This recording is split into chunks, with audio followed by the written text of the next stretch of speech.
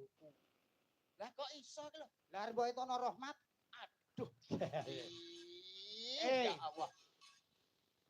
Anu pentil rek, wis aku tak omong. Ora perkara, loh ya Allah. Sing kulino sedekah sapa? Bojo kula. Nah, tegese ngene lho, ora kok Rahmat wong wis entuk wahyu. Entuk wahyu. Lah malah dikeroyok loro. Rahmat karo wahyu. Oleh Nugroho. Lah malah telu. Widodo. Lah malah papat. Slamet 5 geleput bojoku Mas. Bojo dikeroyok 5. Weh, ya cok bojomu ngono lho iki kok iso. Wong kok angel ora jamak. Tegese Rahmat iki paham Rahmat ora? Lho, paham. Rahmat sapa? Rahmat bakul mie ayam. Aduh. Dudu kuwi. Rahmat ki welas asih pangeran sing diturunke ning gone para umat, para titah kuwi jenenge Rahmat Dul. Panggit Rahmat bakul mie ayam. Wong nek Mula contoh kaya panjenengane sing kagungan kersa Pak Gunaryanto niki. nggih, Pak Carik. Pak Carik. Wong ki nek kulino sedekah uripe saya baka.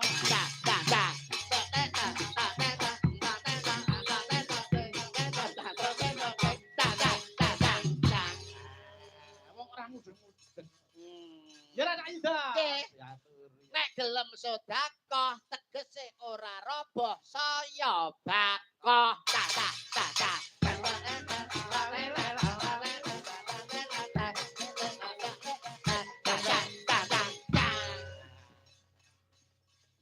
Wong gelem sedekah uripe sansaya baka. Amin. Kuwi sing pancen digoleki. Nggih.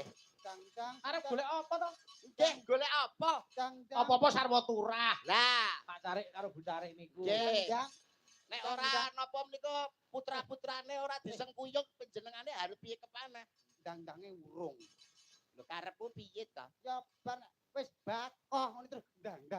Ora, lah nyontok kaya Mas Bayu panjenengan cobi Mas Bayu sing matur Mas Bayu. Lah wong jenenge wong iki ya kanggo irama to. Nggih. Bu Carik arep Pak Carik niku rak ya wis ngerti wong urip iki kudu seneng sedekah. Wong sedekah ki ora alim poso ya baka. Dang.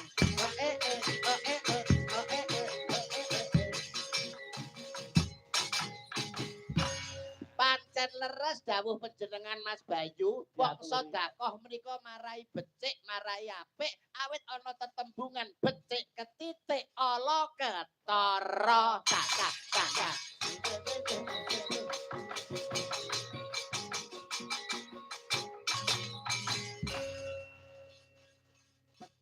Betul. Coba lho. Betul. Wong urip nang alam donya kuwi ibarate wong mampir ngombe. Niku dawuh para kiai. Betul, nggih.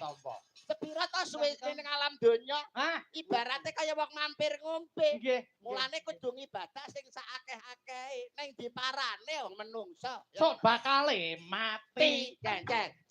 Dadi ngeten. Nggih. Wong kuwi nek nganti ora disedekahke uripe bakal rekoso. Rekoso. Rekoso ning donya ora dadi ngopo, tapi nek rekoso teng mriko, bakal disiksa.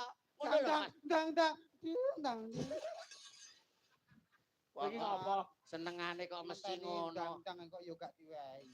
Lah wong ki sing sabar. Mesu kok karo krawitan apa iso nabuh kok nesane. Apa iso Nek ane nabuh? ditinggal mulih karo yoga-yoga. Nek nganti kanca-kanca moh nabuhi karo kowe, Ayo isamu apa nek isamu apa coba? nyepelekke. Modele ki ya aja kaya ngono to Mas. Rempeyek ya rempeyek. Ning ya aja diremet-remet. Ngenyek ya ngenyek. Ning ya aja diremet-remet. Aku banget. Kok ora trimo ki ngopo ta? Kok ora trimo ki ngopo? Lho sampean ra ngirim kok. Lho ora kok sik. Kok sampe tak lokke apa iso nabuk sajake kok kaya wong ora trimo. Nuwun sewu Mas, nek masalah niki kula tengahi. Ayo coba mundur. Panjenengan apa mboten kulak pawarta adol pangkrungu ujare Mbok Bakul sinambiwara kondange Mas Mondol. Nggih, napa tak kondange? Gamelan Lokananta ingkang tinabuh para dewa paranggananipun para widodari. Wonten kayangan Lokananta menika nek sing nabuh mboten panjenenganipun pukulun Betara Mondol. Wah, napa ngatasi to Mas? Ora ngatasi.